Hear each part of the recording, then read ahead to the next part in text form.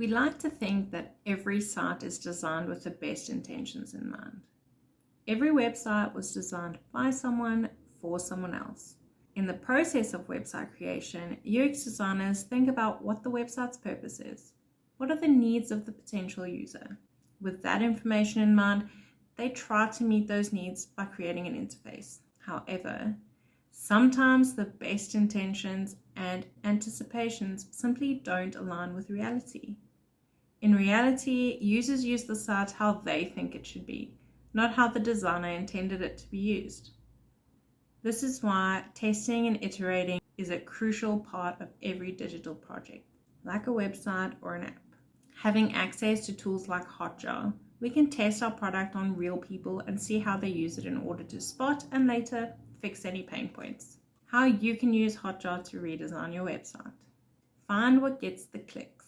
By finding the most clicked elements, you can determine what gets the most traction. Using that information, you can do multiple different things, like redesign the elements to draw more attention to things that aren't used as much as expected, remove elements that users don't actually use, and add elements that people think are interactive, but they aren't.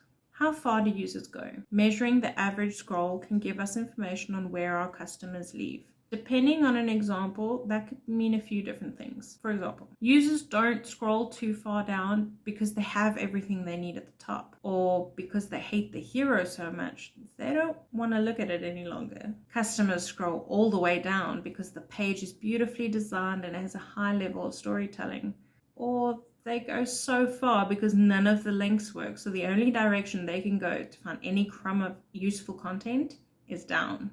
Optimize for all devices. Sometimes websites perform worse on one device or another. Using heat maps can help identify those issues. For example, desktop design is super duper sexy and sleek, but the site is quite heavy and the layout hasn't been properly thought through. So mobile users with their data plans and small screens can't use the site half as effectively as desktop users, leading to lower conversions and higher drop-offs. A/B combo bombo. Using heat maps in addition to A/B testing can bring your analysis to the next level and show you whether or not you should change anything about your website. By combining those two, we can determine whether the new design performs better or if it's a hit and miss. You can check your brand new design and find out that it actually performs worse than the old design. This is actually a great thing because now you have more points of reference and you can redesign the site based on those two failed attempts to bring the best of both worlds into their ultimate page. Live examples are always best. Using Hotjar allows you to collect recordings of users. Watching those allows you to see exactly how your site is being used. A feature on your site that was designed to be used a certain way